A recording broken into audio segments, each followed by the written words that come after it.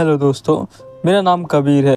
मैं 32 साल का हूँ। मेरी एक बेटी है लायला और एक बीवी है जिसका नाम स्नेहा है।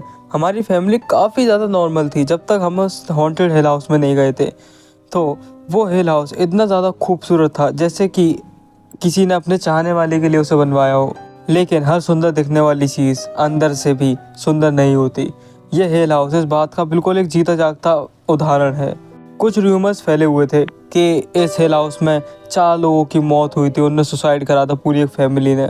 बट मुझे पता था कि ये सब बातें बकवास होती हैं, ऐसा कुछ भी नहीं होता। ये बस जगह की पॉपुलैरिटी बढ़ाने के लिए ऐसा करते हैं। तो फिर मेरी फैमिली ने एक ऐसा प्लान बनाया कि हम इस हिल हाउस में जाएंगे। एक परफेक्ट 3 दिन का और 3 रात का टूर हमें काफ़ी सस्ते में मिल गया था ये पैकेज। हम जब वहाँ गए तो ऐसा लग रहा था जैसे वहाँ आसपास कोई रहता ही नहीं है।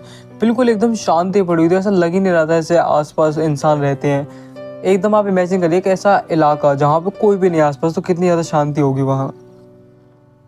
वहाँ का स्टाफ थोड़ा वियर्ड था, जैसे ऐसा लग रहा था जैसे उन स्टाफ के लोगों को इंसानों के साथ रहने की आदत नहीं है। बट फिर हम मैनेजर से मिले। मैनेजर काफ़ी अच्छा इंसान था। एक सब कुछ बिल्कुल एक नॉर्मल था, जैसे नॉर्मल वेब सीरीज़ में आपने देखा होगा, मूवीज़ में देखा होगा कि हैप्पी फैमिली एक जगह पे जाती है। लेकिन उसी की तरह एक मौत का खौफनाक खेल शुरू हुआ जब हम अगले दिन से।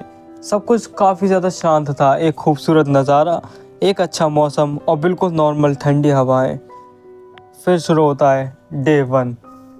हम लोगों ने सुबह ब्रेकफास्ट करा और फिर बाहर घूमने के लिए निकल गए। जब हम बाहर निकल के जा रहे थे तभी हमने अपने रूम के बाहर वॉल पर कुछ पैरों के निशान देखे। वॉल पर पैरों के निशान कुछ अजीब है ना। लेकिन फिर तभी स्नेहा जो मेरी बीवी है उसने बोला कि अरे ये उन लोगों ने डेकोरेशन के लिए यहाँ पे बनाए होंगे जिससे लोगों को थोड़ा अलग लगे, कुछ अलग तरीके की डेकोरेशन। और बाद में पॉइंट भी था, नॉट गonna lie। फिर हम बाहर चले गए। सब कुछ बहुत ज़्यादा खूबसूरत था, इतना खूबसूरत नज़ारा हमने आज तक नहीं देखा था। बट जब हम लोग रात को लौट कर आए तब वहाँ एक एम्प्लॉय ने हमें कहा, अगर रात में रूम के बाहर से कोई भी कैसी भी तरह की आवाज़ आए तो अटेंशन मत देना, जवाब मत देना और दरवाज़ा तो बिल्कुल भी मत खोलना। जब वो हमें ये बता रहा था उसका फेस बिल्कुल सीरियस था, पूरी तरीके से सीरियस। लाइक मुझे उसका फेस देखकर हंसी आ गई। और फिर मैंने उससे बोला, क्यों, क्या हो गया? क्या कोई गंजी चुड़ैल लाकर हम मेरे सिर पर काट लेगी? ये तो बहुत डरावना है। फिर वो और सीरियस हो गया। उसने मुझसे बोला, मजाक लग रहा है आपको ये? अरे नहीं भाई, मैं बहुत सीरियस हूँ, अभी ये कितना डरावना है, मुझे सच में डर लग रहा है ये सुन के। फिर वो वहाँ से चला गया। फिर हम अंदर आए तभी मैनेजर ने उसे आवाज़ लगाई, ओए तुम, हाँ तुम इधर आओ, अपना काम छोड़ के क्या लोगों को वहाँ पे परेशान कर रहे हो? मेरी बीवी ने बोला, अरे कोई बात नहीं, इट्स ओके। रात का समय था। अब वो खौफनाक मंजर शुरू हुआ। लायला ने हमें बताया कि यहाँ पर उसकी एक दोस्त बन गई है जो उसी की एज की है। अब ये काफ़ी सुनने में अजीब था क्योंकि यहाँ पे हमारे अलावा कोई और नहीं है। ये सीज़न ऐसा चल रहा था कि जब हमने बुक करा था तब कोई और किसी ने बुक नहीं करा था। यहाँ पे तो बस हम ही 3 इंसान थे और उसकी एज की लड़की तो हमने भी कहीं नहीं देखी थी। तभी स्नेहा ने कहा, यहाँ हमारे सिवा कोई नहीं है, तुम्हें कोई छोटी बच्ची कहाँ से मिली? और यही बात मेरे दिमाग में भी चल रही थी। फिर मैंने उससे बोला, अरे यहाँ वर्कर्स भी तो हैं, उनमें से किसी की बच्ची होगी, क्या तुम इतनी सी बात पे सीरियस हो जाती हो? तभी एक डोर पर एक नॉक की आवाज़ आई और एक धीमी सी आवाज़, लायला खेलने चलें? अरे ये रात को 2 बजे कौन आवाज़ लगा रहा है, मैं देखता हूँ, मैंने कहा। जब मैंने दरवाज़ा खोला तो वहाँ कोई नहीं था, बिल्कुल खाली पड़ा था सब कुछ, एक चींटी तक नहीं थी। पता नहीं कौन परेशान कर रहा है, मन ही मन मैंने कहा। फिर मैंने दरवाज़ा बंद कर दिया। फिर 1 घंटे बाद फिर से आवाज़ आई, लायला क्या तुम मेरे साथ नहीं खेलोगी? ये आवाज़ सुनते ही लायला बिल्कुल पागल सी हो गई। उसका अपने शरीर पर से कंट्रोल ही ख़त्म हो गया। वो बिल्कुल पागल सी हो गई थी, उसे बस बाहर जाना था हर हालत में।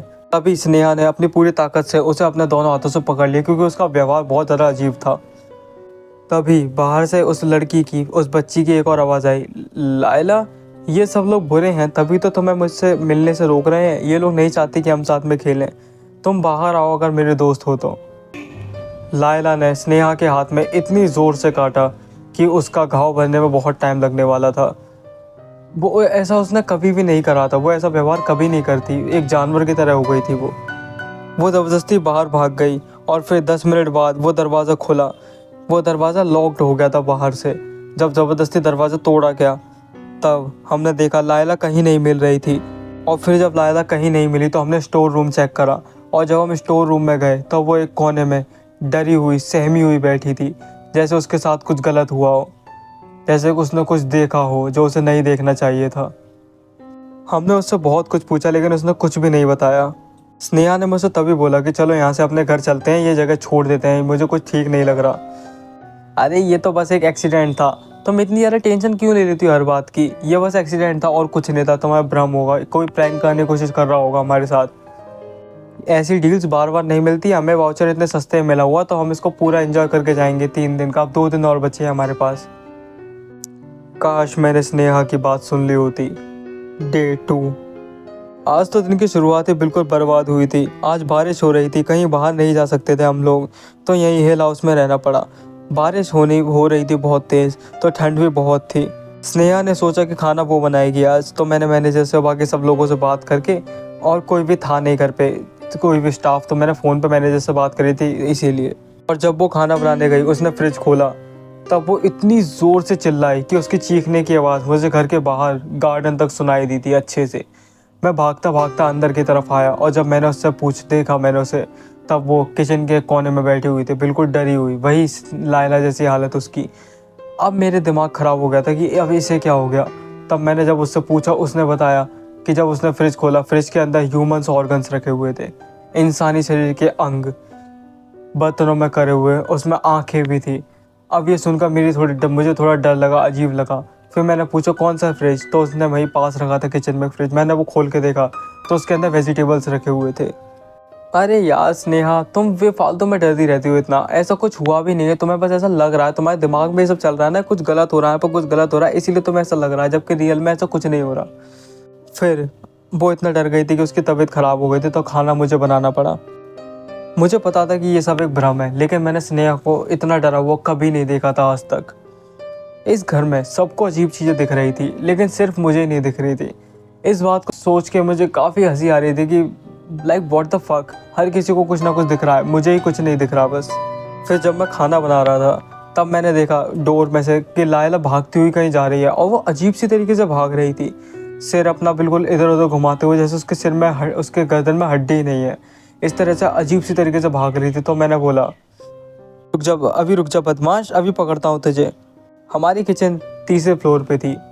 तो फिर वो भागती हुई गई, और जब मैं उसके पीछे भागता हुआ गया तो मैंने बालकनी से नीचे झांक के देखा, जब वो कूद चुकी थी, सब तरफ खून ही खून था, उसके शरीर के चीथड़े उड़ गए थे, उसका सिर बिल्कुल क्रश हो चुका था, और उसके ऑर्गन्स अंदर के ज़मीन पर फैले पड़े थे। सो गाइस, आज की कहानी यही तक थी। ये डे 2 था, और आप यकीन मानिए आप तैयार नहीं है डे 3 के लिए, तो इसलिए चैनल को सब्सक्राइब जरूर कर लेना। मेरे चैनल का इसका दूसरा पार्ट आने वाला है इस चैनल पर, कल या परसों मैं उसे अपलोड कर दूंगा, और अगर आप में दम है तो आप तभी आप देखना उसे।